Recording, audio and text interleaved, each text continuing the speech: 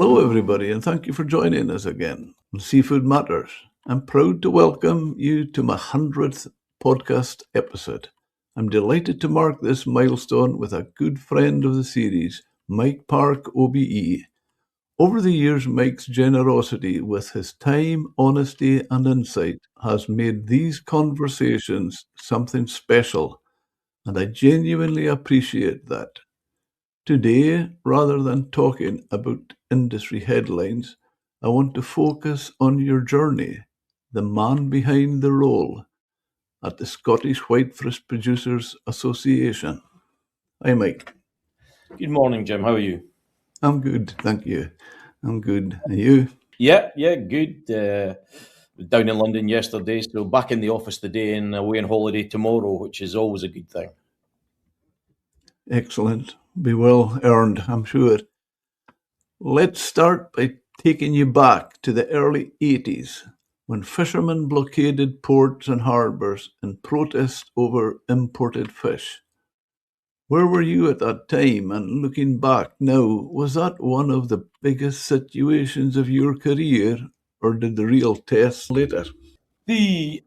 I guess it was a test for others at the time. I recall back in 1975, I think, just before I entered the industry full time, I was just entering the industry.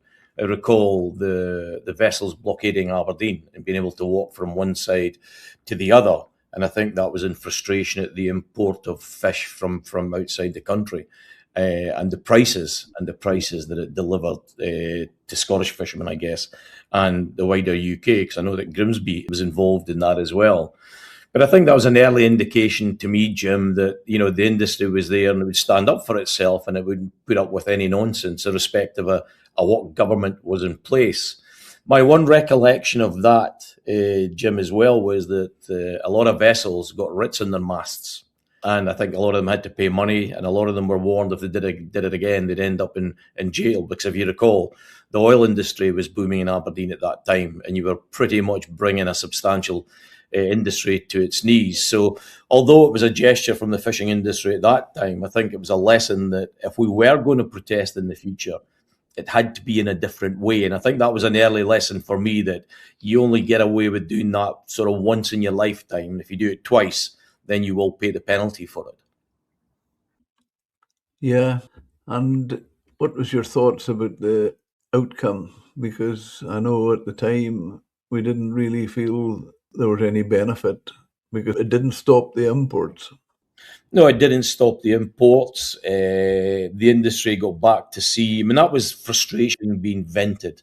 The industry got back to sea, got on with what it did best, and tried to make a crumb. Because in those days, I remember, there was dye getting poured over fish getting withdrawn. It's all sorts of stuff. And I remember being in one protest around that time where they were actually fishermen were actually dragging the fish off the backs of lorries and tipping it out in the road. I remember it was whitings, and I think the whitings were coming in from Ireland at the time. Yeah, that's right. A company in Aberdeen, you may remember, called Claben. Yep. Used to be. So I recall, fishermen jumping on the lorry and tipping the boxes of whitings out on the road, which I think there was a few boxes tipped, and everybody kind of thought this is not the right thing to do, because that whiting was sold to them by fishermen in Ireland, and you're doing the fishermen down in a different country. So I think it was very, very short-lived. Where did you start in the industry? What drew you to leadership? And who influenced you early on, or mentors, family, colleagues? I was brought up pretty much 50 yards from the sea, Jim, and my playground was the harbour. And I started going on the local vessels at a very early age, and indeed a friend of mine and myself had a small creel vessel that we used to row out every morning from about 9 years old. So that triggered my interest in fishing, and all I ever wanted to be was the top. I used to dream about, I'll get a fishing boat and I'll be the best fisherman ever. Of course, that was never the case, but that's what drove me on. And all through my teens, I used to spend, trips away at Rockall with long liners. My uncle had a vessel called the Trustful. It was about a 37-foot CNET vessel. Every weekend, every school holiday, probably from the age of 12, I spent aboard that. I was sick every day I was out, and why I went back I'll never be sure, but I did. Every weekend I'd go back again and I'd be sick again. And then I entered the industry full time after being in the Merchant Navy for a while aboard the Argonaut, spent 7 weeks there, and then aboard a vessel called the Helene, sat my ticket, carried that vessel, got my first CNET vessel at 21. It was a 87-foot CNET vessel called the Jazzarine, and then I built the Denebula, bought another boat called the Dauntless, so I had two of them at one point. So that was pretty much my career pathway. The people that influenced me all the way along were my uncle David. He died at a very early age when I was in the Merchant Navy at 17. He passed away.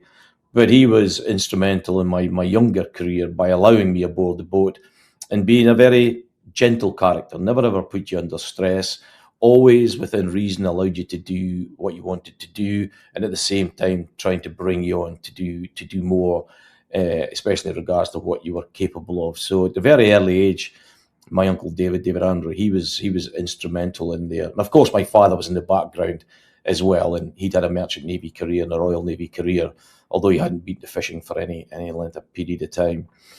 And then you come up through the ranks, and of course, every skipper you're with when you're a young boy, is an example to you. Like the Drone, I was on there, Albert McIntosh, Billy Malcolm was an influence. People like Davy Smith were a big influence because, some of your listeners may not be aware that at that time, the Argonaut, which was owned and skippered by Davy Smith and his brother Robert Smith, they were the top in the UK. And not just in Aberdeen or Peterhead, these guys were beating big trawlers that were going to Iceland and Faroe in terms of their annual gross. They were making extortionate amounts of money because of their skill set. So he was a strong influence in what I did. But I also recall that as that career pathway was taking place, I always recall the work that was being put in by people like Gilbert Buchan, Wally Hay. I used to look up to Wally Hay a lot because I saw them as the leaders of an industry, and an industry that I was in. It was a very important industry in my eyes. And for me, these guys had floated to the top and they were doing a tremendous job. So in terms of my fishing career, it was people like Davy Smith that spurred me on. But in terms of where I was going to go eventually, it was people like Gilbert Buchan, big names. It was people like Wally Hay. And, later than that, there was people like Bob Allen in the SFF as well. And then you had people coming along like Alex Smith, who was chairman of my association prior to me, and then went on to lead the SFF. And the good thing is that you pull out different aspects of how they deliver their own model in terms of leadership. You draw down from them the best bits that you think you need for your personality to then go on and deliver. So at a very, very early age, I became involved in the committee structure, the port structures of the association, worked my way through. I was always a confident speaker. I always had a reasonable brain. I always tried to find balance in anything I did, and sometimes that was seen as a strength, and other times that was seen as a weakness, because you shouldn't be trying to balance things. You should just tell them what you want, and you go and deliver. So even trying to be balanced in there sometimes is seen as a negative or a positive. And all the way through, Jim, I did things like join the speakers clubs to give me the ability to talk in public. I did that for 2 years. I then embarked on a degree in European politics through the Open University, and that then taught me how to write and write position papers, because I'll admit my writing skills and my English was pretty poor. Maths I was always good at, but that sort of side of it, I had to improve my abilities. And then as you move through that leadership pathway, you learn all sorts of tricks. You first understand that you've got to get to know people. You've got to get people to know you. You've got to get people to like you, because if they don't like you, they're not going to deal with you. So in terms of leadership, there's a lot of skill sets in there. And all the way along, I've tried to draw down from the people I've met or the situations I've been in. And I think at the end of the day, it's made me who I am. And, I'm the first to admit that there'll be people out there that think my style is not good. It's not tough enough. And there'll be others out there that realize it's a difficult job. And you do have to find balance and find situations where everybody wins. Everything's got to be almost a good agreement is it's a positive sum game. Everybody's got to get something out of it.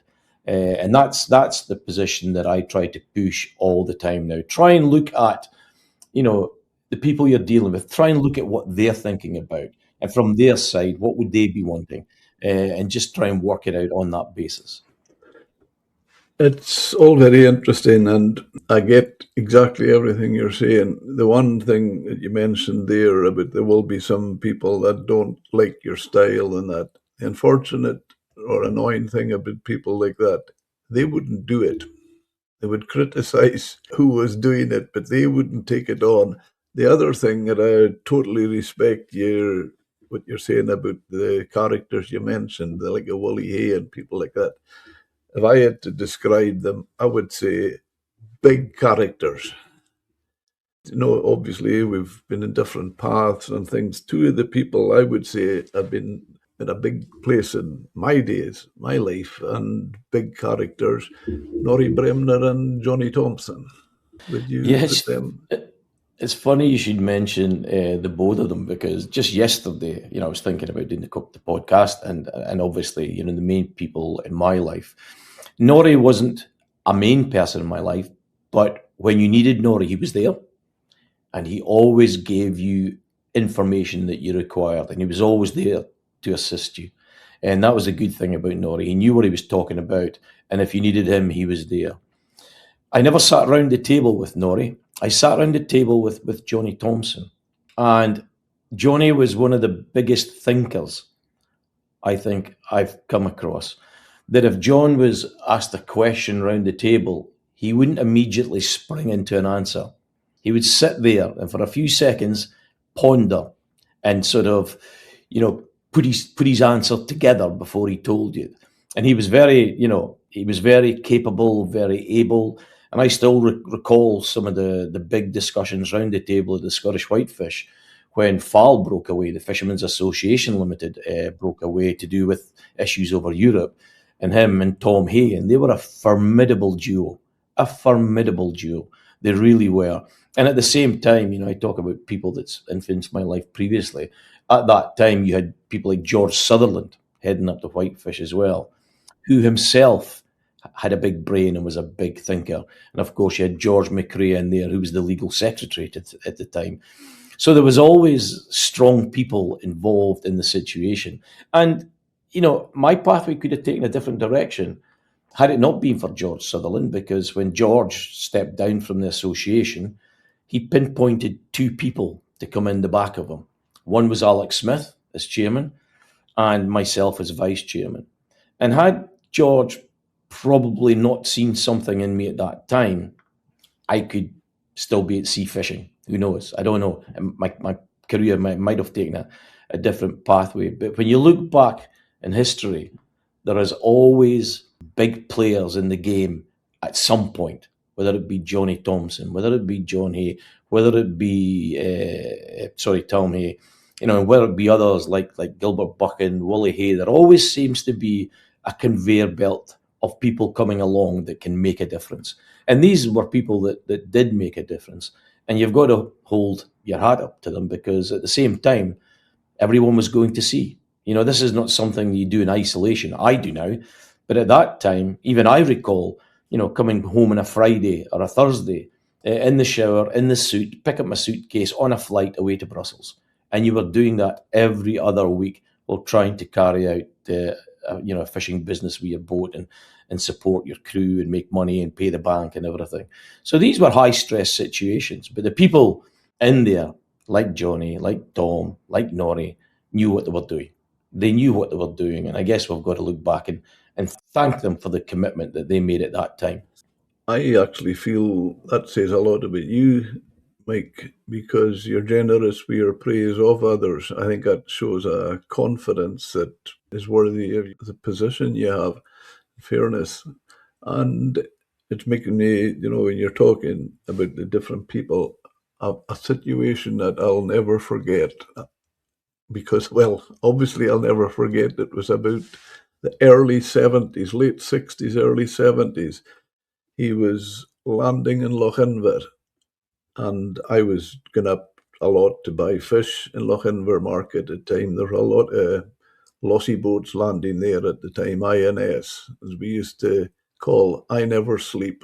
And I had an order. I was young at the time, my goodness, and George Mackay, Lochinver Fish Selling, George Ramsey used to come up from Aberdeen. There was a big market and strong buyers. And I feel it's did me no harm, cut my teeth with big players like that. And I got an order from a customer of mine in Edinburgh for haddock, small haddock. And Johnny had landed, he had the Horizon at the time. And so I bought them. And of course, the other buyers ran me up. They made a big price. And I got the fish, put them to the customer, very happy. That was on the Thursday. They were tied up for the weekend. That was our pattern. And he was back in again on the Tuesday. And I was up, and he came up to me, Mike, and he says to me, "How did you get on with my haddocks last week?" I says, "I got on fine, John, thanks. No problem. I had an order. I bought them for the order. The customer was happy with them." Oh, he says, "I'm fine pleased to hear that." He says, "I was a wee bit worried you paid too much for them." And when have you ever heard a skipper say that before? But I just thought, a measure of the man. He was looking further than a lot of people. And what he was worried about, I paid too much and I wouldn't be buying more, and that would take me out of the market. What a forward thinker. Just while you've been speaking there, Jim, I was thinking about Norrie Bremner and one of the stories about Norrie Bremner. And I think I've told you before that when I first carried my first vessel at the age of 21, the skipper's instructions were phone Norrie on the Sunday before you sail, and he'll tell you where to go. And as sure as night follows day, that's what he did. In the very first haul, I had about 100 boxes of green and black, and we were in within 2 days. But one of the other stories about Norrie was that we fished the Norwegian zone a lot. The majority of my career, especially in the summer months, was out off Norway and south down off Denmark. And I recall one particular Sunday morning sailing out. The van used to pick me up about 9 o'clock through to Aberdeen, and you'd be out the harbour by 10 because your crew would be with you for 10, 15 years. They know what to do. Aboard the boat and you're out by 10. And you used to call the harbour. You would then leave the harbour. And what we would normally do is we would make sure that the cod ends were okay and everything was okay, get the darn ready for shooting when we got to the grounds. And then you would set the line to where you were going. And ordinarily, it would take you about 12 hours to get to the Norwegian line. And in those days, what you had to do was call in an hour ahead of entering the Norwegian zone, giving your position, your speed, and any fish you had on board. That's what you had to do. And you had to do the same coming out. And on this particular Sunday, it was flat calm. It was an absolute glorious day. You don't get many of them, but the sea was like glass. As you were coming out of the harbour, you could smell the cut grass off the Gulf course. And it was just a lovely day to be sailing. Anyway, we had our lunch, went away to bed, and I would normally get up about 3 hours before we got to the Norwegian line. We'd have our supper, we'd raid the net on, and that would be it. Then you'd go to your bed again for the rest of that trip. So came out of the harbour, set the watch, and the watch changed every hour. Never thought anything about it. I got a shout at about 6 o'clock to wake me up to come up into the wheelhouse. I come up into the wheelhouse, sat down in the chair, put on the news on the radio, and here was the news broadcaster saying that a vessel from Montrose with 8 crew on board had been reported missing and debris had been found. And I remember one of the crew was sitting in a seat next to me. And I said to him, "Who could that be? Who else is registered in Montrose?" Of course, my boat, the Denebula, was registered in Montrose with 8 of a crew. And I'm saying to him, who else from Montrose has 8 of a crew? And we're sitting thinking, and we couldn't think of anything, because there we are, sitting, steaming at 10 knots, flat calm night, heading out to the Norwegian line. Unknown to me, back home, my friend had received a call from the office to say, "You need to get to Mike's house. You need to get to his house right now. he's reported missing. So my friend drove him in Trowes to my house, and his wife took the kids and put them in the bedroom and proceeded to tell my wife that we'd been reported missing. Debris had been found. I remember my dad saying to me later on that he'd put on the teletext and he was reading it, and he was a marine guy and he couldn't understand what had happened to make an 85-foot vessel just disappear with nothing. But what they did was they found the EPIRB. So the EPIRB is something that, as you think, it floats off the mast and it sends a signal to satellite. They'd found the EPIRB.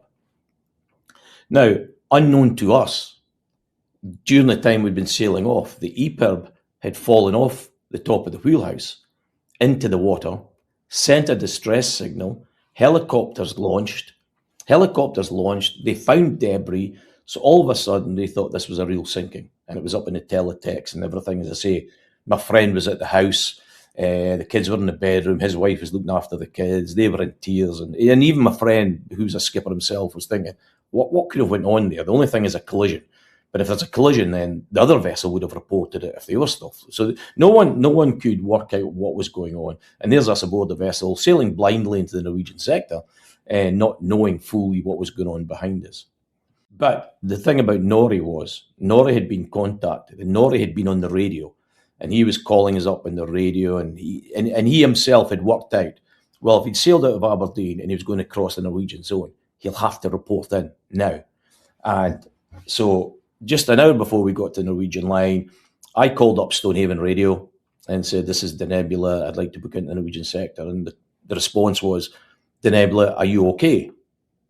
And I said, yeah, I'm fine. And he said, well, you should be aware that you've been reported missing, sunk now with debris for around 8 hours, because this happened only 2 hours out of the harbour for 8 hours. Now, at that point, Norrie had been monitoring the radio, and he heard me call up Stonehaven Radio. And immediately he phoned the house and said, he's okay, they're fine. And then I proceeded to call home, spoke to my wife. I then turned the vessel round, came back into port because all the crew's wives were up to Hydo. It wasn't just my family, every family was up to Hydo. Turned the boat round, came into port. Obviously, there was news drama and everything, dealt with that. And then we took a week off, lay in the harbour for a week just to kind of get our thoughts back together again. Then we went away after that. So that was Norrie's part in that. And it's interesting, that experience that I had then was slightly traumatic. Not for me, but it was for the families. And you'll recall that some years ago, Jim, I went away to row from Scotland to Denmark for charity. From Stonehaven to Hansholm for charity. It was going to take me, I think it was 16 days. I trained for ages to do it. I left the harbour in Stonehaven. I'd been rowing for like a day and a half, 2 days. My satellite phone went down. Every day I was checking in twice a day, morning, night.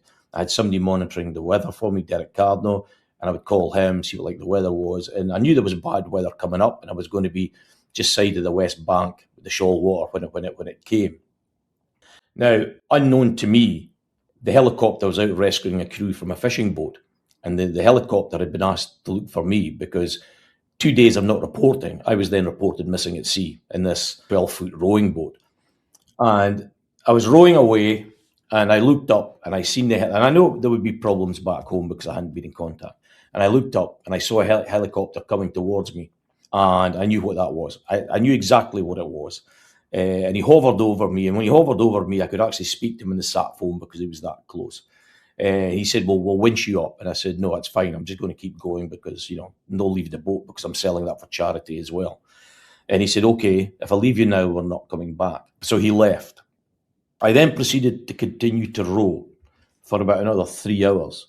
And eventually I just put my oars down and I thought, I can't do this because there's me going to be another 14 days rowing to Denmark across shallow water, bad weather.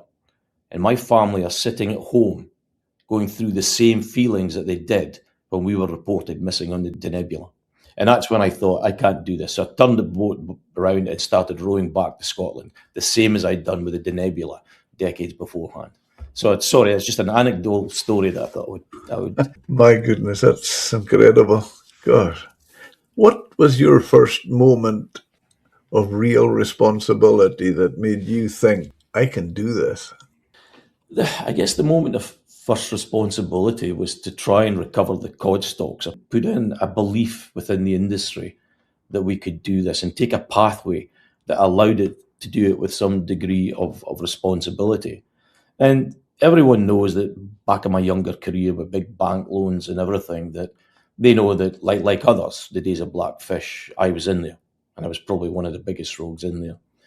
I remember coming to terms with myself and saying, right, this is my mea culpa. I'm guilty. That's fine. Let's leave it behind. But let's try and work with others and coordinate thoughts to try and get into some sort of sensible, sustainable harvesting so we can try and protect the stocks and recover the stocks. So that was my first challenge. But the real challenge for me, and one of the most difficult ones, Jim, was, and it took me to the brink of just walking away from it, was Days at Sea. When Days at Sea came in, I think it was 2006, 2007, and that was a way of continuing to reduce effort in the cod stocks. We'll limit the amount of days vessels can go to sea. And that was driven by the EU, because obviously we were a member of the EU at the time. And at one point, one particular year, I think it was about 2008, I might be out one year or whatever, but I think it was about 2008. That was the year we were going to be down to 90 days at sea a year. Now, there was no vessel could really operate on that. There were some vessels catching less than 5% cod. They were out of the scheme. They weren't involved. But some of the larger vessels, they just couldn't live on 90 days. And that's where I sat down with government to try and work out what can we do here to give you the confidence that you can allow these boats to go to sea and know they're not catching cod. And that's when I pushed for cameras on vessels. Now, I didn't want cameras in the fleet long term, but I realised that had to be a short-term solution to the problem we faced. Now, obviously, when you try and introduce something like that, you get push and pull. You get people that see why you're doing it and they want it, and then you've got others who are dead against it because it doesn't impact them and they shouldn't have to do it. And it was never about putting cameras on all the industry. But I do recall one meeting I went to in Peterhead. I came out and my tyres of my car had been slashed. Internally, there was word that I was going to get sacked in the meeting and various other things. And it was at that point I really thought, I'm really trying to do the best here. I'm trying to provide a short-term solution to a problem that could have the potential to bankrupt a certain section of the fleet. That was one of the times that I came against some elements of the industry as I tried to put my mark on trying to solve a problem. And at one point, I think we started with 20-odd vessels with cameras, and latterly, the last year, I think it was 30-odd vessels with cameras. So it worked. It provided that short-term solution, but it did create a high degree of frustration and conflict within the industry. I must have asked you as well, Mike, do I need to be in this? Yeah, and remember, at that point, I still had a vessel. I was still going to sea. I wasn't getting paid. I used to pay my own satellite bills for my phone, and my satellite bills at that time were about £1,100-1,200 because I was phoning into the Secretary of the Association every day. Yeah, so it was, for me, it was trying to do the right thing for an industry that needed help, and it needed people stepping up front, whether it was me or anyone else. You do need people to step up front and try and make a difference. But that was one of the most dramatic periods that I had in the industry. And I say it was trying to provide a solution to a problem. And at the end, it succeeded, but not without its stresses and strains. My head, when you were talking about that, I was thinking, and I thought, gee, when you mentioned that about the Days at Sea, I thought it was a lot longer, further before that, the 2000s. But I think I know where I'm confused, and I take it they were very different. The Days at Sea and the 8-day tie-ups. Yeah, the 8-day tie-ups was an internal Scottish thing, and that was to try and improve prices. That's what happened there. It was to try and reduce effort, but it improved prices as well because there's less fish coming ashore. The Days at Sea scheme was introduced by the EU to reduce impact on cod because at that time they were still trying to recover the cod stocks. You could put in additional selectivity measures, and you got days back from Europe that went into a pot, and you all got 2 or 3 days extra. But remember, Jim, some of our boats were doing, 240, 260 days at sea a year. And to come from that down to 90 days It was just impossible. You just couldn't make a living. So we needed to find a way of trying to get some of these vessels out of the scheme. And that was the only way I could see to deliver it, was to give the managers the comfort that what you said you were doing, you were actually doing. And that was the role of the cameras at that time. It was like a get out clause. And as I say, I've no regrets. It worked. They got a lot of vessels through, but it did cause stress and strain at the time. In the early part of your career in the SWFPA, was there moments that didn't go to plan, and how did that shape the way you led afterwards? Yeah, there was always moments that didn't go to plan, both in terms of trying to lobby the EU for quotas and various other things. But we did learn over time that if you want to deliver anything, you need to work with people rather than work against people. And a way back, I think it was in 2001, when Rona Branken was fisheries minister at the time. You'll recall that the fleet went on strike. It was a result of the Cod again. EU closed vast areas of the North Sea and north of Scotland. The fleet all came inside, caught nothing but year one and year two haddocks. Prices fell to the deck, and the industry went on strike. And I recall going to discussions down in Parliament with people like John Goodlad, Bob Allen, Alex Smith at the time, trying to get money to see the fleet through. And we did get money. We got 27 million we managed to get. 25 of that went to decommissioning. I think 2 million went to technical measures to help the fleet improve selectivity. And that was a point when it didn't go to plan, because we wanted money to keep the fleet tiding over. But it was one of the bravest decisions by a fisheries minister ever to not give you that, because they knew what the outcome would be, that you'd be faced with the same thing in 12 months' time. And it was that point, 2001, that money went to decommissioning. So essentially, we didn't get what we wanted at the time, but I'm glad we didn't get what we wanted, because that decision by Rona Branken, as I say, it's one of the bravest made by a fisheries minister. It actually allowed the fleet to downsize between that and the next decommissioning scheme in 2003, which between the two, I think, reduced the effort of the fleet by about 37%. I think that was in vessels over 10 metres, but it reduced the fleet by over a third. And when you think about it now, in the position we've got some more stocks in with sustainability, that was the biggest compliment in there, and it delivered the biggest benefit to the stocks. We just took the vessels away from the ports. It wasn't nice. We decommissioned them. We turned them into razor blades. But had that not happened, I think the devastation would have been wider, because there wouldn't have been enough to go around. Looking back on the blockade, Mike, were you actually directly involved in it, the blockade? I wasn't involved in the blockade, because I think that our vessel, I was on the Dorona at the time, and our vessel was too small to go into the blockade. It was only a 50-foot vessel. But obviously I was aware of the blockade. We were round there. But the vessel I was on wasn't actually in the blockade. What I was involved in, Jim, was the sail down to the Firth of Forth in 2001 as well. I think there was 100 vessels left the northeast and sailed down to the Firth of Forth in protest. And that's what brought the £27 million to the table, was the fact that the fleet did that. And it was quite a spectacle down in the Firth, with all those vessels just lying to the seaside of the bridge. It was quite a sight at the time. So I was involved in that, Jim, yes. And what do you remember most vividly with the tensions and the unity, the atmosphere? The atmosphere was kind of toxic. At that time, the two gents leading the protest, for instance, was John Buchan, who had the fair line at the time, and Peter Bruce.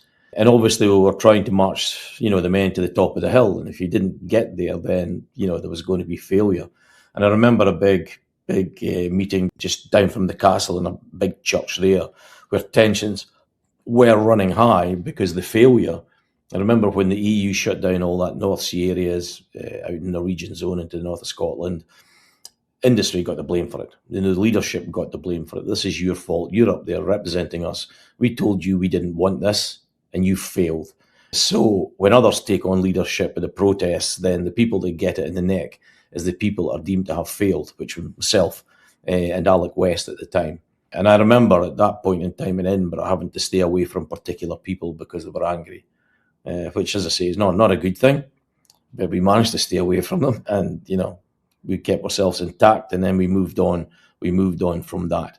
But we have to remember, Jim, that the fishing industry is full of alpha males. They are alpha males, and they just want the best for themselves and for the families and others. And if people are seen not to deliver what they should be delivering, then that in itself is seen as a failure in their eyes. And I get that. And as long as you can accept that as a feature of human life, and we've got to deal with that as leaders, then it works out. You've just got to accept that there's frailties on my side, there's frailties on other sides, but you've just got to tolerate frailties and get on with it. Did the experience do anything as far as shape your approach to now when you're in negotiations? Yeah, I mean, I remember one meeting in particular where I realised that the style of leadership that the industry was using at that time, and I'm going way back to the 90s, wasn't appropriate anymore. And I talked to someone about this recently who's also in that meeting, and his recollection was the same as mine. And I won't name names, but I remember industry blaming the scientists at the time for the reduction in cod quota.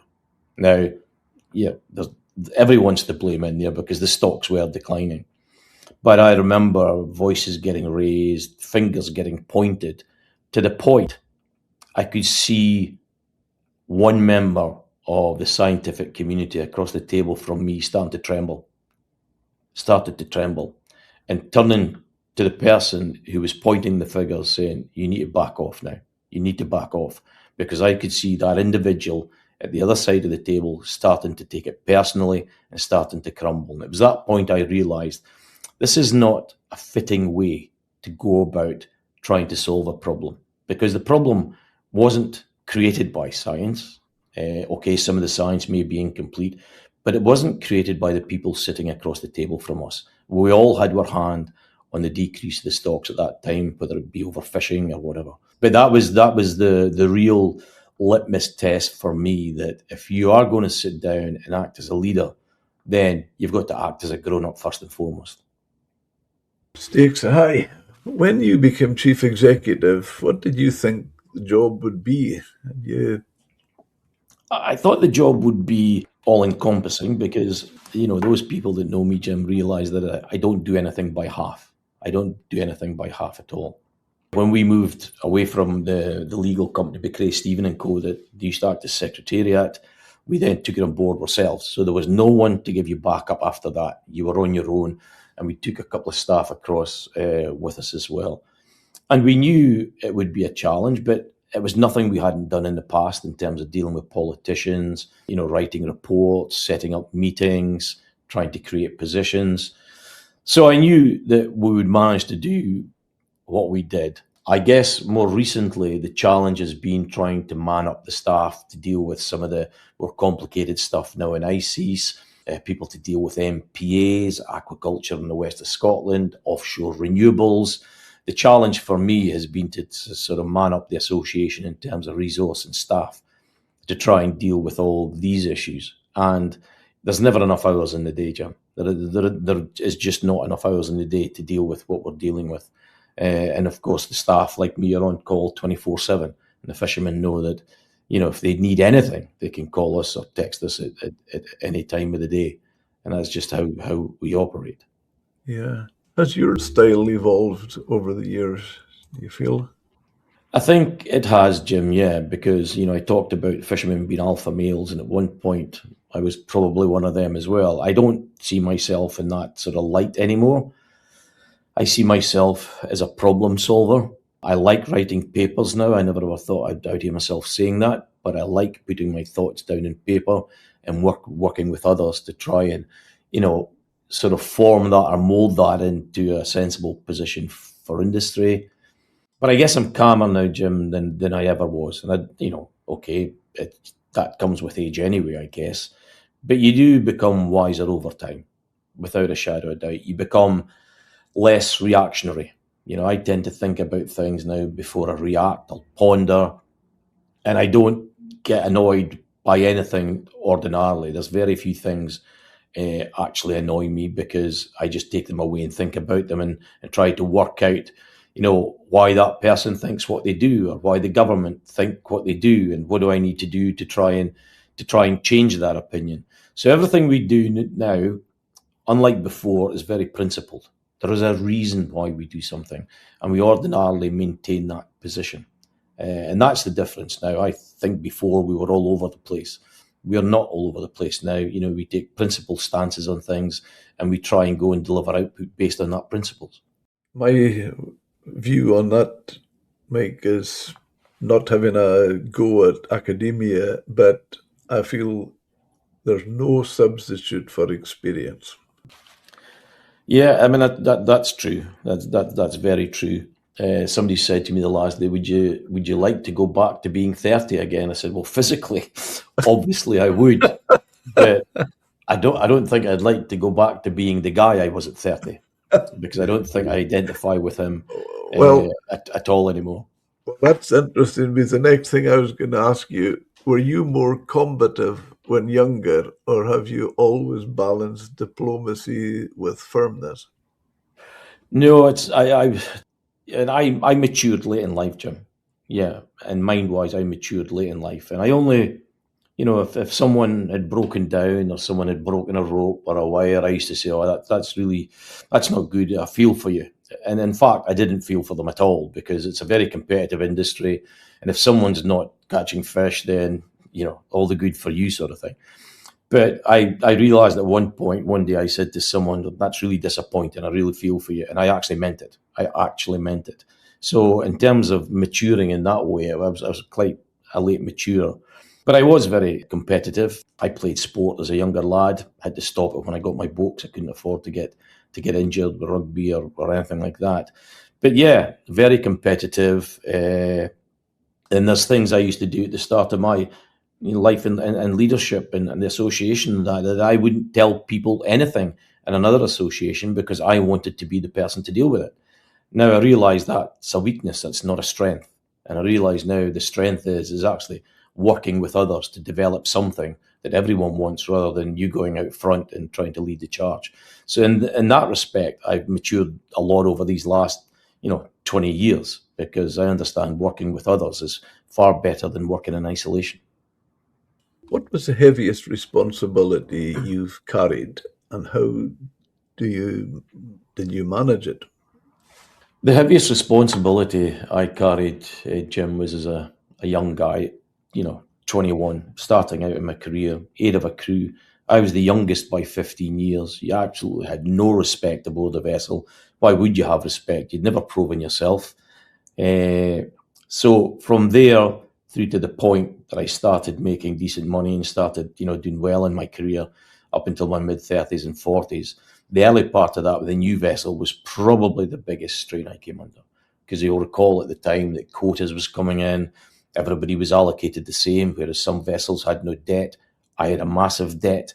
I remember that my friend got the European grants when he built his boat. I didn't get the European grants. And back in, when was that, about 86, I was refused £170,000 in 1986. And that, in my eyes, was absolutely massive. And I remember almost about being in tears about it, phoning up the accountant, and he said, "Look, at the end of the day, it'll all be the same." So I just got my head down and tried to do as much as I could. And I do realise that through that point in time, I wasn't that a nice person, because the pressure was on you. You had to do what you had to do to pay the bank. Because if you recall, then them days, Jim, there was your loans you got from Ship Mortgage Finance. It was a cheaper interest. It was set up by the government. It was a cheaper interest rate, but you couldn't default on a payment. You weren't allowed to default on a payment. And that's why, we had to go at it. We had to make money. And that's probably where I felt the most pressure in my career, was at that point. And it's different from the pressures now of, I'm going on holiday tomorrow and I've got to get a paper out before the end of the day, right? So I know I'll get on and I'll do that. It's a pressure, but it's nothing like the pressure of having another 7 of a crew. All the families, they've got a mortgage, they've got to pay the payments on the car. That's real pressure. Finishing a paper by 5 o'clock today it's made up pressure. It's not real because you can get through it and you know what the outcome will be. Whereas when you're trying to catch fish and pay the bank, you have no idea what's going to happen. I'm fascinated listening to your Mike, and to me it shows a measure of the man, because we're talking about your career. Now, I'm quite sure you've come across many people, probably around the same desk as you. Where what fascinates me, and I think, well done you. You talk about your career, but you go right back when you were fishing. No, you're not. A lot of people, I would say, the position you're in, that would be their career. They would have forgotten about what happened before that. Yeah, I mean, I always say that politicians are always, to a degree, uneasy with me because it's not as though you came out of university and came into this industry and you're learning as you go on. And I continue to learn. I fished for 35, 40 years. I know the pressures. I know the outputs. I know what fishermen have got to do to make a living, what they've got to do to pay the bank back. I know the problems and the feelings you get with engines that have broken down. I recall being in Brussels at negotiations one end of the year, and the superintendent from the company phoning me up, and he said, "Mike, before I tell you this, I want you to sit down." And I'm thinking, "Oh God, what's this going to be?" And the vessel had been up in the dry dock getting painted, and it had fallen off the dry dock and landed on the pier. And I was stuck in Brussels, and I just thought, I just can't do this anymore. I honest to God, cannot do this anymore because you had the pressures of the negotiations and then try to deliver for your members there. You knew that incident in the harbour was going to cost you tens and tens of thousands of pounds. You were going to be on shore for a number of weeks or even months. And when you get that pressure coming at you from both sides, if you're going to survive, it molds you into something different. And you have to be able to survive. But yeah, I remember that call to this day thinking, what have I done to deserve this? What have I done to deserve this? Because things were just not going well at the time. But you come out of it, Jim, and you are a product of what you've done and what you've learned. And as I say, there's been strong people in my life that have learned me a lot. And there's been incidents in my life that have learned me a lot as well.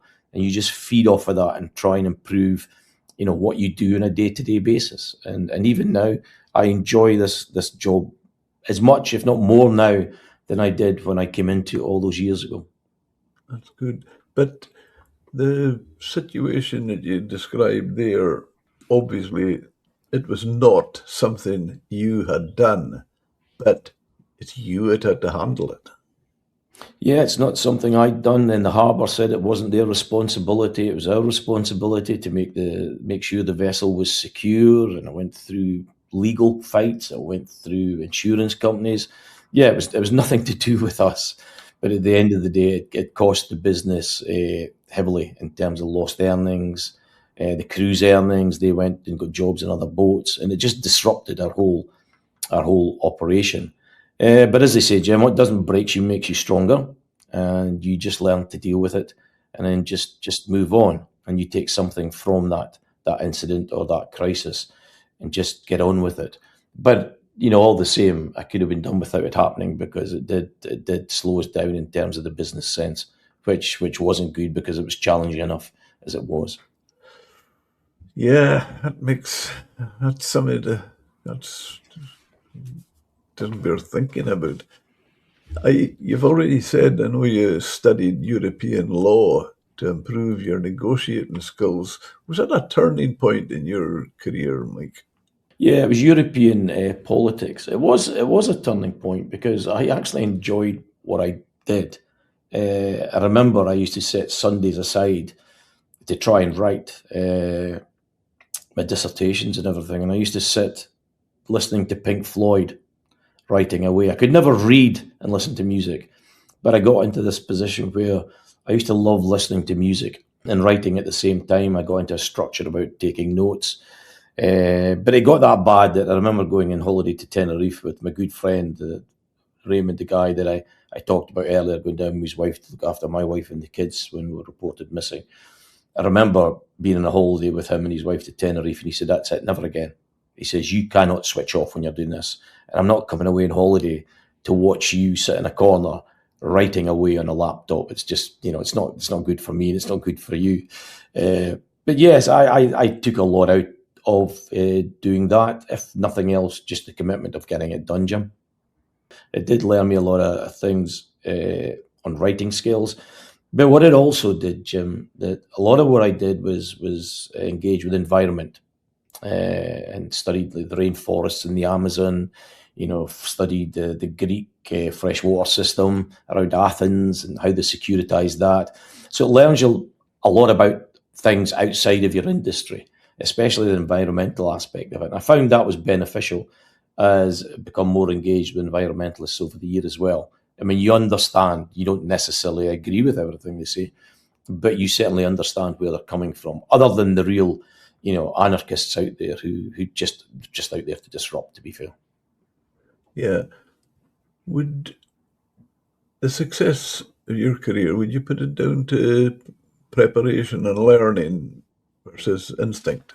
There's a lot of, it's about experience and about taking that experience to the table, and getting people to think that you're being honest and serious with them, and you are trying to do the right thing by them. And there's a lot of times that you work with government, with directors, deputy directors, and you get to know things that you just can't tell others. And you've got to operate on that basis, and I think a lot of people respect that. But as time has moved on, I even think that the people we deal with in government now are different, and they're more accessible. They're easier to deal with. Just the next generation I get. But going forward, I would like to think that the industry, the managers, are probably closer together now than we've ever been, and hopefully going forward that'll stand us in good stead. And whoever comes behind me, that's be the first thing I would say to them. Go to the people that make the decisions and get them to like you and get them to respect you, so that they're willing to lean on you at any point they have to. And that's the real role, the position I'm in now, is with dealing with the politicians and making sure they can rely on you and trust you. And that's the position in the area we've had to move in over the last 2 to 3 decades, Jim. Yeah. Did people realize at the time the length you were going to behind the scenes to better your position? Probably not. No, it's not something. Speakers clubs wasn't popular at the time in my industry. It's not something that everyone signed up for every second Saturday of the month. But it did learn you a lot. It learned you a lot about responding professionally on the spot. I remember once there used to be in the speakers clubs what they called the 3-minute topics, and there used to be a topics master, and the topics master was always appointed on that day. And at the next meeting, he had to come up with a list of topics that if you were called out, you had to speak for 3 minutes on. And it had to be exactly 3 minutes, because they worked the light system at 1 minute, 2 minutes, and then 3 minutes, bang, that was it, you were finished. And I remember one of the most challenging topics I got was, as I stood up on the podium, the topics master said to me, "Okay, now give me 3 minutes on shoelaces." And I thought, wow, how can I give you 3 minutes on shoelaces? But it allows you to hone your skills. But no, as I say, the industry, they weren't interested in what I did behind the scenes. They just, wanted me to do what they told me to do and deliver to the best of my ability. How I got there, I don't guess they were really that concerned about. At least my memory's working anyway. Well, credit. And looking back, was that time investment in yourself, do you think it was one of your smartest moves in your career? I think it was the building blocks that I needed to do what I do currently, Jim. Even things like I chair the Northern Fishing Alliance, which is a post-Brexit body of all the industry leaders from the North Sea countries, pretty much. We've got, Sweden, Norway, Denmark, Germany, France, Belgium, Netherlands, ourselves, there's Ireland in there as well. And I do most of the position papers. I draw up all the straw men for the Northern Fishing Alliance, positions in cod, monkfish, and whatever else. and I enjoy it. And I think without the building blocks of what I did to get here, I don't think I'd be able or capable of doing that. So to that end, what I did helped me. I know some science. I'm not a scientist. You speak to people like Kobe Needle and others, and Siobhan and that from Shetland. They're scientists. They know what they're doing. I know a bit here and a bit there, but it allows me to try and piece position papers together that everybody else can then start work on. But we are fortunate now, Jim, that I'm there and I've fished in the past, but we've a lot of good people in the sector now that didn't fish in the past, but they've got the fishermen's benefits at the heart. They really want to deliver for the fishermen, and that's the really good thing, that they're in here without a fishing background, but they understand what they need to do to deliver for the people that they want to deliver for. Over the years, what's a decision or outcome you particularly proud of? Well, I guess it's not me that delivered, but I guess my part was in there. That very recently we managed to get monkfish or anglerfish pushed through a benchmark, and it was Rufus in our organisation who we brought in, knowing full well he'd done his PhD on monkfish, and he then aligned and engaged with the scientific community with the role of trying to ensure that benchmark went ahead, and it was after that we got a significant increase in the monkfish quota. So that's certainly one area where I think that not just me, but we've taken a decision to bring someone in that has actually delivered. And the other things are getting 3 million from Boris Johnson to build our new headquarters. Getting funding to put defibrillators in all our vessels aboard the boat. I mean, these are sort of things that you can see. But other times it's just about working with government to try and ensure that the fleet gets the opportunities, the fishing opportunities that it can, to allow it to make money, albeit within that sustainable harvesting platform. I do recall one other instance, and I think it was during COVID, that the government was putting up funding to bail out some of the West of Scotland vessels, the static gear vessels, and the small prawners, because COVID was having a severe impact on them, they thought, more than others.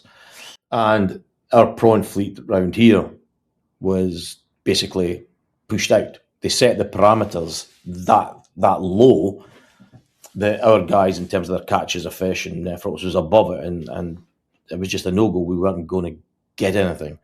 But then I wrote a paper. I sat down with them, protested, and just said it was unfair, and asked for their rationale as to why we weren't getting anything. So they accepted. I think they accepted in all but something like 4 northeast vessels into the scheme. And I remember on Saturday morning, it was agreed. They were taking it to the politicians to sign it off, the Parliament. And on the Saturday morning, I got a call. The person said, "Mike, they're just not accepting this at all. Your section has had funding before, and we reckon they made a mess of it. Some vessels got they shouldn't have got, and that's left a bad taste. And the pushback now is that your guys are just not going to get anything." And he said, "You've got 2 hours to come up with a rationale as to why you think we should get, and it's solid enough that I can take to the people that are now pushing back." So I sat and I wrote a paper in 2 hours and sent it through to them and said, "Right, this is the rationale." And on a Monday morning, I got a call to say, "That's it, your guys are in." But it was like that. It was paper thin. And it was got 70 vessels in that then got, I can't remember what they got. It was like 15 to 20,000 each of them to try and tide them through that COVID thing. But people don't see that sort of issues, coming to the fore, because it was just that call on a Saturday morning. You're out unless you can convince me you should stay in. I wrote the paper and then we got the vessels in, which was a big boost for me. But people don't see that side of it. They just think either succeed or you fail. There's nothing in between, My goodness. That very point reminds me of a situation. I'm sure you'll remember it. Christian Salveson was going on the market and we could buy their shares. And a friend of mine says to me, are you going to invest? I says, "No, I know too much about Christian Salveson." And he says, "Oh, come on, where's your sporting spirit?" I says, hey, my sporting spirit, I don't need that for kicks. I says, I'm in the fishing industry. But there's other people out there, Jim, that go unsung, and people like my chairman David Milne, who's now been my chairman for 12, 14 years. We've never had a crossword over all that time. If he needs convincing about a policy direction, he'll sit down, he'll listen, and he'll make up his mind. He's still fishing. He's sold up, but he's now back into the sector. And it's people like that that have to deal with the real issues at the sea. So if something goes wrong, he gets the call, and it's normally, what's Parky up to now, and he's got to deal with that at the sea while trying to get on with his work. And it's people like Davy and like James Anderson and Leslie Tate and that. And I see an old colleague of mine just died, I think it was yesterday, Josie Simpson up in Shetland. I travelled for decades with Josie, and he was a top guy, really was. I loved working with Josie, and he was always very balanced, very articulate. And it's sad to see him going. I saw a note you put on social media about it. I read your comment. I thought it was very touching, but I have to say I don't think he was in the same sector. I did a lot of business in the Shetlands, but I've never actually met Josie. Josie was in the pelagic. He sold his vessel a lot of years ago, so it was the pelagic he was mainly involved in. But then you had people like Leslie Tate coming through, absolutely solid guys. James Anderson in there now, and I say I've got my chairman David Milne, who's been there for years. So there's a lot of good people out there. They don't, they're not involved in the work I'm doing, but they go out there and they guard the fort, and they do that day in, day out in the place, which is the North Sea, the west of Scotland, whatever it is. They're out there guarding the fort, and they lend their expertise and knowledge and wisdom as and when it's required. And I really, thank Davy and others for carrying out that role. Yeah, solid guys. I know both of them very well. I have a huge respect for both Davy and James. Was there ever a moment when your approach surprised people or even proved doubters wrong? Well, I guess they're too numerous to mention, to be fair, but yeah, I go back to that period, the days at sea and the cameras, and people thought that was wrong at the time, and it pulled us through. Even this last year, recommending a 20% reduction in cod that we did through the Northern Alliance. There was some that thought, fishermen shouldn't be doing that because they should be trying to protect the opportunities year on year. And of course, that's a very short-termism approach, and we've got to take a medium to long-term approach while not prejudicing the short-term completely. So, yeah, I guess there was some that thought that this last year we shouldn't have been calling for a 20% reduction in cod quota. But we're always trying to do the best for the stocks, Jim, without harming the industry. And there are times that, you make a call or you take a position that some don't understand and they'd rather you didn't. But I always work on this principle, Jim, and I don't know what people will think about it, but, leaders are called leaders for a reason, that you're supposed to be out there, deciding the pathway and everything. And of course, you've got to bring your members along with you. But if you weren't to do that, then you're not a leader. You're just a secretary or whatever, sitting in the office just doing the paperwork. And I normally work on a tripwire system that I'll try and push and push and push in a direction, and you'll be getting negative comments. But unless 1 of 10 people phone me up and say, what are you playing at? Then you just keep eating away and eating away and eating away. If one of these 10 or 12 people phone you up, it's time to put the brakes on, and you've got to go back and pick people up again. And that's the system I've kind of always operated in the past, is that, use your own thoughts, try and bring others along. But at a point that the people out in the industry you respect start to say, what are you playing at? Then it's time to put the brakes on and go back and pick everyone up again and see what direction you can then take. And that's, for me, what leadership is all about. It's not about sitting doing nothing. It's about hearing the mood music. It's about trying to assess the problem and the size of the problem, and taking the industry in a direction that you think you need to take it to solve a problem. Sometimes that works, sometimes it doesn't work. But I say, the name leader, industry leader, should give people some idea of the role of this job. And it's not just about sitting doing nothing. It's about trying to take decisions on behalf of others and trying to convince them that it's the right thing to do. Any moments where you quietly smiled at a success that only insiders would understand? Eh, that's an interesting one. It's a really interesting one, and I'm not entirely sure, to be fair. And I'm sure the best ones I couldn't mention on here. Yeah, I mean, there's a lot of things that I've Good done in answer. the yeah, there's a lot of things I've done in the past that you know people have been shocked at an outcome or whatever, but it's been done for the right reason, and it kind of pieces together with things that you've done afterwards or whatever. But there's nothing actually springs to mind that is obvious. But there are some less obvious things that your hand have obviously been on, and you just couldn't say. And what has this career demanded from you personally? Your family, time, energy? Yeah, my wife always felt that when I left the sea, that would be the end of the days of her sitting on her own, going to bed alone at night. And that's not the case. I probably spend as much time away from home now as I did in the past. There's a lot of travelling involved, more so now that we have a company that brings in non-UK crew, where we now have to audit the agents abroad regularly and routinely. Obviously, there's a lot of toing froing up and down London now as well.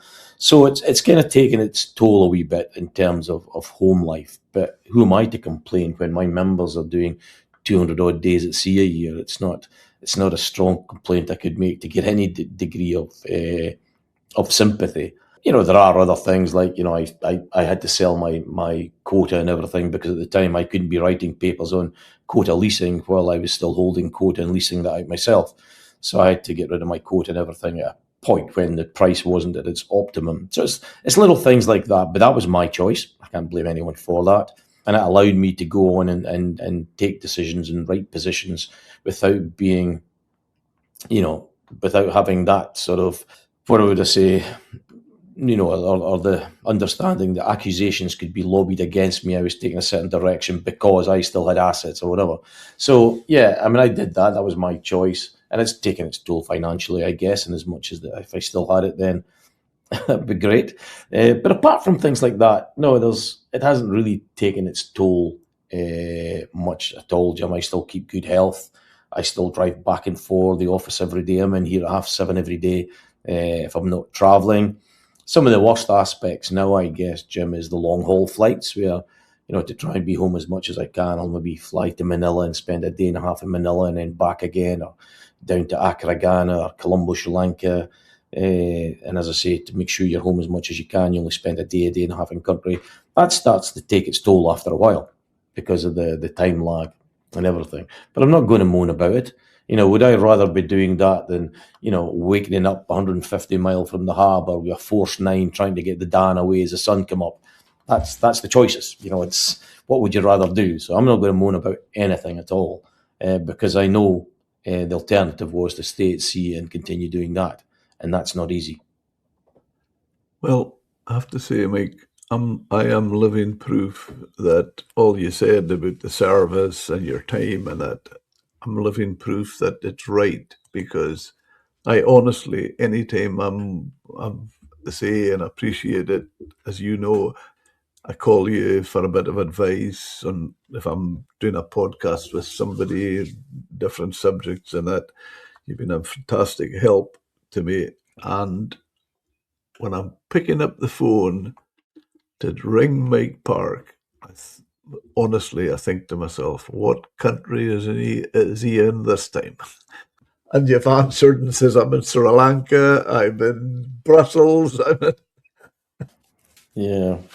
I guess it's a feature of the job. I'm not someone that moans about anything. I just get on with it. If you're going to start moaning, get out. So I never moan. I just waking up in the morning and think today has got a different set of challenges. Go and deal with them to the best of your ability, and That's my modus operandi. Don't moan, get on with it, because there's people worse off than you are, that's for sure. Yeah, I suppose there's always that. That's true. That's very true. Have there been moments of isolation or pressure that tested you? I think you've maybe mentioned that when you're with your boat in the slip. Yeah, that was one of the down points in my career, and obviously, if you had 2 or 3 bad trips in the trot towards the end there, your crew would phone up and say, I've got in a berth with someone else. That always dug into me, because it was like saying there was other people better than you and they can make more than you. And that used to dig into me. And I guess, at that point when we started losing the crew because of, catches were down, prices weren't great, costs were up, that was a time of real pressure, because you couldn't get money to the bank. You couldn't give the money to the crew that you'd want them to give, although I always made sure the crew went home with something. I never ever liked those times, Jim, because I was used to a steady crew, good money. And then when that came to an end, that was a pressure of the fishing that I didn't like. And of course, that appears every now and again in the fishing industry. I guess there's been other times as well that, especially when the European Commission invoked the precautionary principle way back in 1999. I remember sitting out in what we call DG Mare, Rouges of De in Brussels, where the European Commission Fisheries Department was, and where the discussions were ongoing, and hearing, the sort of course of action they were trying to take with quota reductions. I remember just sitting there thinking, wow, this is absolutely devastating. And I remember one year getting to the airport. It had been a particularly bad year at the negotiations. Say the cod quota came down from like 120,000 tonne to 40,000 tonne. And I remember getting to the airport on the way home. And at that point, Grampian TV always used to have a camera waiting for you at Dice Airport as you came off the flight. And you'd always have to answer to Grampian TV about the disaster that lay ahead for the industry. And I remember, as I say, in the Zaventem airport in Brussels, standing with Alex Smith, waiting for our flight to come up on the board. And it came up with a flight to Tenerife. And me and him looked at one another thinking, that's probably a better option. We should maybe get on that one, because we knew what was coming when we got back home again. And it's at times like that you do start to feel it, because, people are putting you out there to try and make a difference for them. And at that point, it was just all negativity. Trying to rebuild stock, shutting down North Sea, increasing the mesh size from 100 to 120 mil. It was at boiling point. And I guess it's that period of time, probably from 1999 through to the back end of the Days at Sea 2010, was probably the most pressurised in the industry that I've ever felt it. Wow. Who are you when the meeting stops? And what do you enjoy outside the role? What do I enjoy outside the role? Well, I always like speaking to the family, and me and my kids still go to football. Me and my kids will still go to the bar for a drink if they're coming down. So I enjoy the family side of it. I'm fortunate that we've got a rather large garden as well, and I enjoy at weekends sitting on my tractor, my lawn cutter, listening to American politics. I'm a voyeur of American politics, which is very interesting currently, to be fair. So I normally sit there and listen to the politics until Off the Ball comes on with Tom Cowan and the other guy. So I love things like that at the weekends. But I'm an avid gym goer as well, Jim. I love my hour in the gym every day, whether I'm travelling or not travelling. I like getting out on the bike in the summer. I really like getting out the bike in the summer. But, moreover, I just like spending, time with the family. My family's all round about us. We've got 7 grandchildren. They're absolutely wonderful. I've got one in America just now in a soccer scholarship. And they're just a great bunch of kids, not just because it's my grandchildren, but they're a great bunch of kids. And my kids are a great bunch of kids. And, of course, I've got a loving wife as well. And, having your family around about you is always a big source of energy. It's always a big source of energy. Although my daughter's a doctor, and anytime I go to her and complain, I'm sore, she'll say, "Dad, you're getting old." And that's all I get from her, to be fair. So her time spent at university learning medicine was not good in my part. But so these are the things. There's nothing dramatic I love coming up here. We've got a lovely building now in Fraserburgh, Kinnaird House. It's a great working environment, and I love coming up here, sitting with the staff and just getting on with work, looking out the window over the bay. Yeah, it's not big things, but everything pieces together, which just makes, my life outside of work actually quite special. That's good to keep. I think it's keeping the body fit keeps you mentally fit. No question of that. When you were stepping into leadership, Mike, you clearly worked hard to prepare yourself. If you could go back to that moment, what would you tell yourself to focus on, and what would you tell yourself not to worry about? Really interesting question, Jim, that I would probably tell myself at that time to ignore the noise better than I did.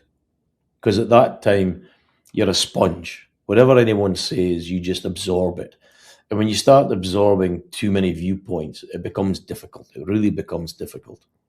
And I've learned over time as well, Jim, to, listen to what you need to listen to. But I've also learned to compartmentalize issues. So I can take an issue now and stick it in the drawer, lock the drawer in my mind, and just leave it. And that's it. It's out of my mind. I'll leave it. I'll go do something else. And when I want to go back and deal with it, I'll go back and deal with it. In the absence of that, you start juggling too many plates and life becomes extremely difficult. And that's where people start to suffer from pressure and breakdowns in that. But that's one of the skills that I've developed over time. And I wished I'd developed that earlier, because I think life back then would have been so much more easier if I could have done that, to be fair. It's amazing. That's from the blockade of the early 80s to today, the industry has had enormous changes dramatically. What does the next chapter look like for Scotland's fishermen? The next chapter, and of course, there's been big changes over time. We went from sail to steam, steam to diesel. We've went to hydraulics. We've went to GPS rather than Deca and Loran. So there's been big shifts over time. And what there has been, Jim, whether it be through external funding or not, there has been, the fleet has shrunk quite significantly.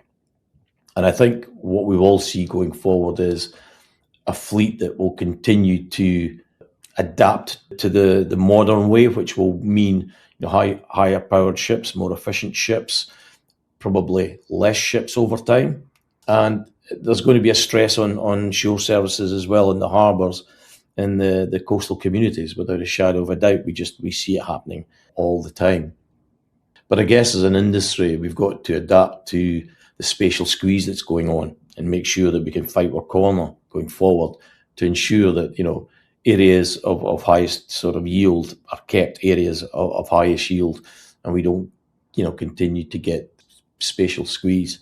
There is going to be further challenges on the industry going forward, Jim. Back in 1999, as I mentioned, the precautionary principle being invoked by the Commission at the time, European Commission, we focused on sustainability, and now our focus has got to be on the treatment of crew, making sure that bonding is not out there, ensuring that human trafficking and slavery is not out there, because there's a big focus on that just now from the retailers. So we are going to come under continuing pressure from them, both in terms of certification for stocks, but also ensuring that there are clear systems in to protect the worker while they're at sea and while they're on the shore. And these are the challenges that we're going to have to deal with. They're different, but we will have to deal with them nonetheless. But we are a primary producer, Jim, and there is a real reason as to why we should continue to prosper as an industry sector, just like agri, just like other industry sectors. But I've always said that the fishing industry will always be here in some shape or form. It will mean that we've got to invest wisely, and it will mean that we've got to develop with the times, whether that be through efficiency, different sorts of fuels, different types of engines over time. But we will have to embrace change without a shadow of doubt. It would be good if it was at the speed that we wanted, but undoubtedly we will have to embrace change going forward, because if we don't, then as an industry we will wither on the vine. Yeah. Mike, before we finish up, I want to say something. It's my personal view, and I don't have a problem in claiming ownership. When a man of Mike Park, OBE's experience and status is kept outside the room during critical negotiations, it doesn't just sideline one individual, but it's a complete lack of respect shown to you and the fishermen you represent. That's my view, and I say it because I value experience earned the hard way. Yeah, as we left Europe, we always thought that as an industry we would be inside the room, just like the Norwegian industry is with the Norwegian government. But I guess within the UK, there are complexities to that.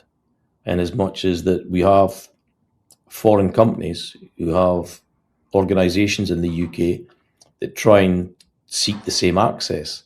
So although they're operating in a European sort of arena, they are flagged into the UK or whatever. And I guess governments wary that they may compromise their negotiating positions if they start to let industry into that room. Because if they let industry in, they can't just let me in, they've got to let others in as well. And I guess that's where the complexity comes from in terms of the UK relative to the Norwegian situation. But in fairness, Jim, I do think we get to have a good say with our officials. I think our positions are taken on board by officials. And I do understand the complexity at play with non UK players in that room, whether were they allowed to let them in. So whereas we had a vision when we left Europe, I understand now why that vision hasn't come to play. Okay. Yeah. Mike, thank you for sharing your journey today from the quayside through those defining moments and work you're put into shaping your career. I also want to acknowledge your friendship with the podcast. Your willingness to share your story, your insight, and your experience has made a real difference, I have to say, and it's something I deeply value. You've built a remarkable career, and today we've had a glimpse behind the title into the man himself. Thank you for being part of the milestone episode. Here to more stories, more insights, and more moments that remind us why we do what we do. Thank you so much, Mike, today. And thank you, Jim. It's always a pleasure speaking to you. Thank you.